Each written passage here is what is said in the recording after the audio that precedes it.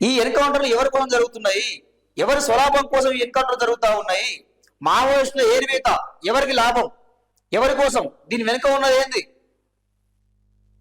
అని చెప్పి చాలా వరకు కూడా మాట్లాడుకుంటున్నారు.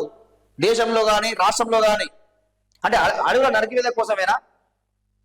అక్కడ ఉన్న కలజాలు తవ్వడం కోసమేనా? బడా కంపెనీలకు అప్పచెప్పడం కోసమేనా అనే చర్చ బలంగా జరుగుతూ ఉన్నది. ఈ విధంగా పోతా ఉన్నది, మాట్లాడుతూ ఉన్నారు. అంటే వాళ్ళు కొట్లాడేది ఆదివాసుల హక్కుల కోసం, గిరిజన హక్కుల కోసం, ప్రజా హక్కుల కోసం వాళ్ళు కొట్లాడుతూ ఉన్నారు. వాళ్ళు మేము ఆయుధాలు వదిలేస్తాం, జనజీవన స్రవంతిలోకి వస్తాం, మళ్ళీ చర్చలు జరపండి అని చెప్పి లేఖలు విడుదల చేసినా కానీ ప్రభుత్వం ఎందుకు మరి స్పందించడం లేదు? ఎందుకు మేము చర్చలు జరుపుతామని చెప్పి చెప్పడం లేదు? దీని వెనుకున్న ఆంతర్యం ఏంది, దీని వెనుకున్న కుట్ర ఏందో బయటపెట్టాల్సిన అవసరం ఉంది. జరపాలి కదండి చర్చలు. దీనికి ఎన్కౌంటర్ పరిష్కారం కాదు కదా.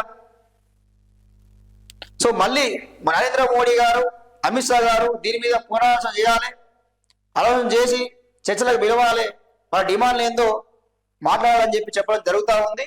సో ఇది వార్త.